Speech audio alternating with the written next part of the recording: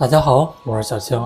面粉学会这样做，99%的人都没吃过，全程手不沾面，松软香甜，出锅比面包蛋糕还好吃。做法教程详细，大碗里面加入300克面粉，3个干酵母，先把干酵母混合均匀。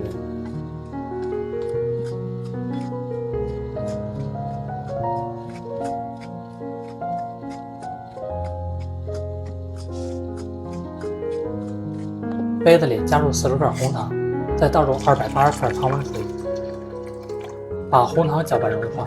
大家好，我是小青。面粉您喜欢怎么吃呢？可以在评论区分享一下。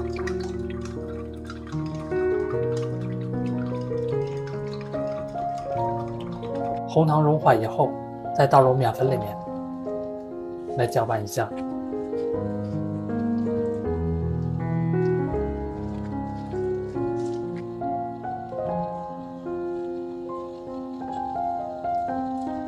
一直搅拌到稍微浓稠的面糊就行，盖上盖子想法准备大。现在已经想办好了，里面都是蜘蛛网状，搅一搅排出里面的空气。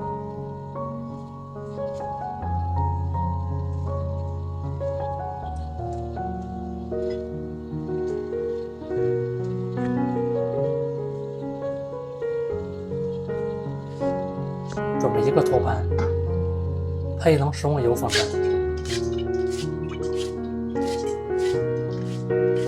再放入面糊，再下入整理平整，薄厚均匀，数起来也一致。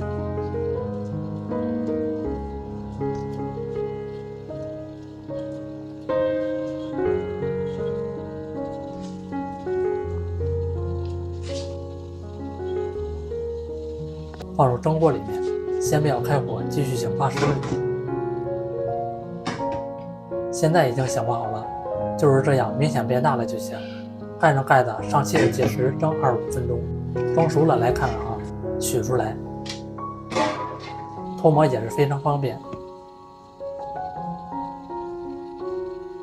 大家来看一看啊，非常的蓬松，看着就非常好吃。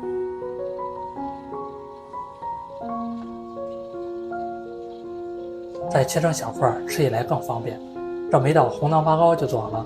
按我这个比例做出来的红糖发糕，吃起来蓬松暄软，香甜可口，不粘牙不塌陷。